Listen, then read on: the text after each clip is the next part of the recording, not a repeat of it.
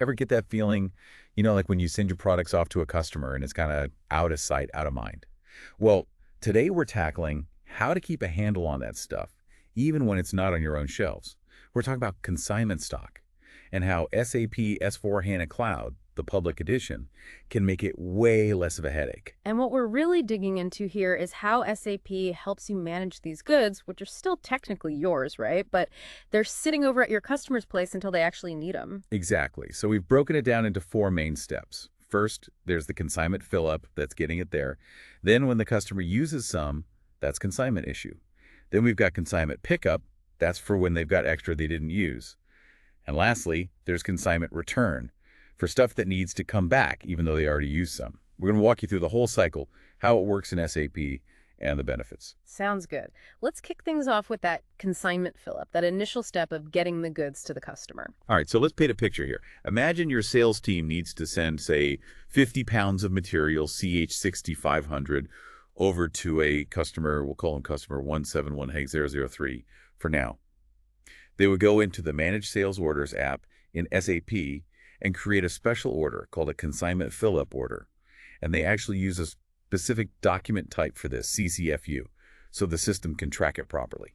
Got it. So that order is like the trigger. What happens next? Right. So after that, someone from the shipping team would hop into the Create Outbound Deliveries app. They're basically creating the paperwork, the digital paperwork for that shipment.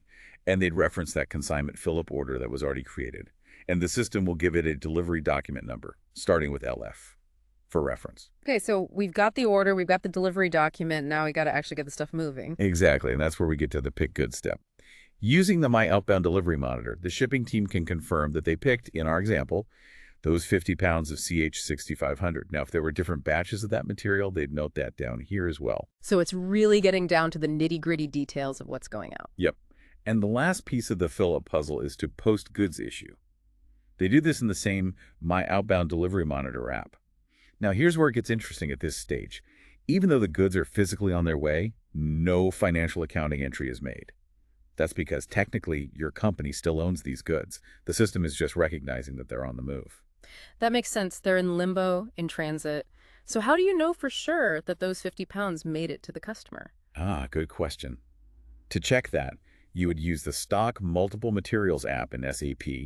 You'd plug in the material code, CH6500, your plant code, let's say that's 1710, the customer number, and a special code W, which stands for consignment stock at the customer.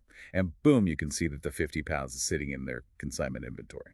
So it's all nicely tracked in the system. What happens when the customer actually starts using some of that material? Right, that's where we move into the consignment issue process. Let's say the customer reports back that they've used, I don't know, 25 pounds of that CH6500. Now, the sales team would create another special order. This time it's called a consignment issue order, using the document type CCIS in the Managed Sales Orders app. Same customer details, same material, they just need to put in the quantity that was actually used. Okay, so that triggers the system to recognize that some of it is gone. Exactly. And similar to before, a delivery document is created by the shipping team. This one starts with CCLF, using that Create Outbound Deliveries app. All right, and then comes the big moment when the goods are actually considered used. Yeah, that's the post-goods issue step. And this is where those financial entries finally come into play. When this is posted, the system will record the cost of goods sold, and it'll reduce your inventory of finished goods.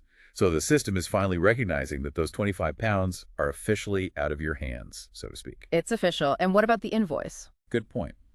The billing team would then use the Create Billing Documents app to make an invoice for the customer based on that delivery. The document type for that is F2, and that's where the magic happens. The customer's account is debited, and your revenue and sales tax get credited. So that takes care of the financial side. Now, what if the customer didn't end up using everything and needs to send some of it back? Okay, so let's say they've got some leftover CH6500. That's when you do a consignment pickup. The sales team would create, you guessed it, a consignment pickup order, document type CCPU. They can do that in the Create Sales Order app, putting in the customer, the material, and how much they're sending back. Right, so that gets the ball rolling on the return. Yep. And then the shipping team would use the Create Outbound Delivery with Order Reference app to create a return delivery, which uses the document type LR. This usually involves a specific return shipping point, depending on your setup. Makes sense. So what happens when that shipment gets back to your warehouse? Well, the shipping team would confirm that the goods are back using the My Outbound Delivery Monitor and do a receive returned goods. They just need to enter the quantity that arrived. And that updates the inventory levels, right? Exactly.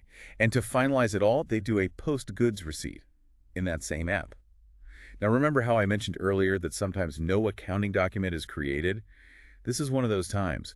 The goods are just going back into your available inventory since you technically never stopped owning them. Ah, okay, interesting. So we've covered sending it out, using it, and sending back unused stuff. What about when goods that were already considered used need to come back into consignment stock? Why would that happen? Yeah, good question.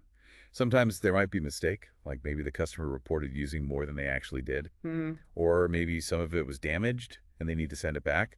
Whatever the reason, that's when you would do a consignment return. All right, how does that work in the system? So for this, the sales team creates, surprise, surprise, a consignment return order with the document type CCRE. They'd use the Create Sales Order app again, put in all the usual details, customer, material, quantity. But here's a key difference. They need to put a billing block on this order. This tells the system to hold off on any billing until everything's sorted out. That makes sense. You don't want to accidentally bill them for something that's coming back. Right. And then, just like before, the shipping team would create a return delivery using the Create Outbound Delivery with Order reference app. The document type for this one is CCLR. And once those return goods are back at your warehouse, The shipping team will do a post-goods receipt in My Outbound Delivery Monitor. And this time, because it was stuff that was previously considered used, there's a financial impact. The system will increase your inventory of finished goods and make a contra entry to your cost of goods sold. so it's like reversing the entry that was made when it was initially issued. What about that billing block we put on the order earlier? Ah, right. So before the customer can be credited, someone from the sales team needs to go back into the Change Sales Order app and remove that billing block. I see. That clears the way for the final step. Right, and then the billing team uses Create Billing Documents to create a credit memo for the customer based on that return delivery.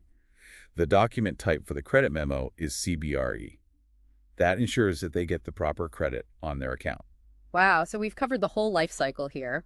From sending out the goods, tracking customer usage, handling returns of both used and unused stock, SAP really streamlines the entire process. It really does. And, the beauty of it is that each step is linked and tracked within the system. You get this really clear picture of where your inventory is, even when it's not physically in your warehouse. Yeah. It's a huge win for transparency and control. Absolutely. And I think this really highlights how powerful these tools are for building stronger relationships with your customers. When everyone's on the same page, when there's clear visibility and accurate billing, it builds trust and makes everything run so much smoother. It makes you wonder what other parts of the supply chain could benefit from this level of management, this level of granularity and control that SAP offers. Something to think about.